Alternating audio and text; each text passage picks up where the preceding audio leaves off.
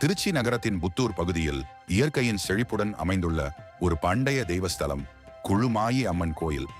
கோவிலை சுற்றி ஒரு புறம் உயிர் பாய்ந்து ஓடும் உய்யக்கொண்டான் வாய்க்கால், மறுபுறம் தென்னை வாழை மரங்கள் சூழ்ந்த பசுமையான வயல்வெளி இந்த அழகிய சூழல் கோவிலுக்கு ஒரு தனித்துவத்தை அளிக்கிறது.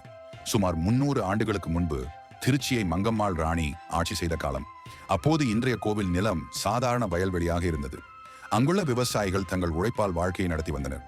ஒரு நாள் நிலத்தை சீராக்கி கொண்டிருந்த விவசாயி திடீரென ஒரு புள்ளியில் தோண்டியவுடன் ரத்தம் பொங்கியது. அந்த செய்தி விரைவில் ஊரெல்லாம் பரவியது. மக்கள் அங்கே ஒன்று கூடி அந்த நிகழ்வை ஆராய்ந்தனர். அப்பொழுது அந்த கூட்டத்தில் இருந்த ஒரு சிறுமிக்கு தெய்வ அருள் வந்து அவள் உரத்த குரலில், "நான் இங்குள்ள காவல் தெய்வம் காளி, இவ்விடத்தில் குடியிருந்து உங்களை பாதுகாப்பேன்" என்று சொன்னாள். அதை தெய்வீக அறிகுறியாக கருதி கிராம மக்கள் உடனே அந்த இடத்தில் ஒரு கோவில் எழுப்பி அம்மனின் சிலையை நிறுவி வழிபடத் தொடங்கினர். தெய்வம் குழிவெட்டும் போது தோன்றி அருள் புரிந்ததால் அவளை குழுமாய் அம்மன் என்று அழைத்தனர். காலப்போக்கில் கோவிலில் ஒரு சம்பவம் நடந்தது.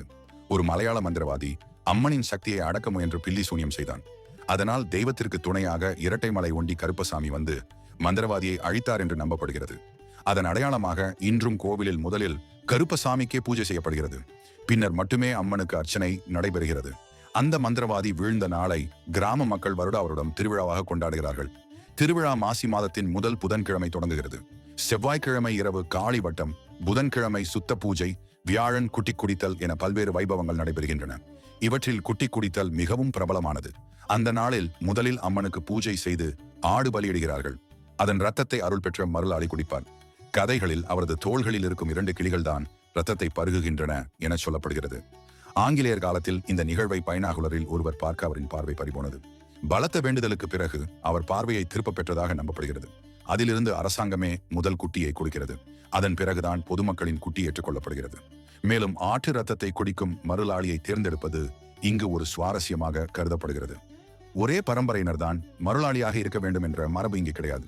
இக்கோவிலை பொறுத்தவரையில் திருவிழா காலத்தில் தான் மருளாளி தேர்ந்தெடுக்கப்படுவார். திருவிழாவிற்கு முன் அரிவாள் மற்றும் வெள்ளிக்கிண்ணம் ஆகியவை ரகசியமாக மறைக்கப்படும்.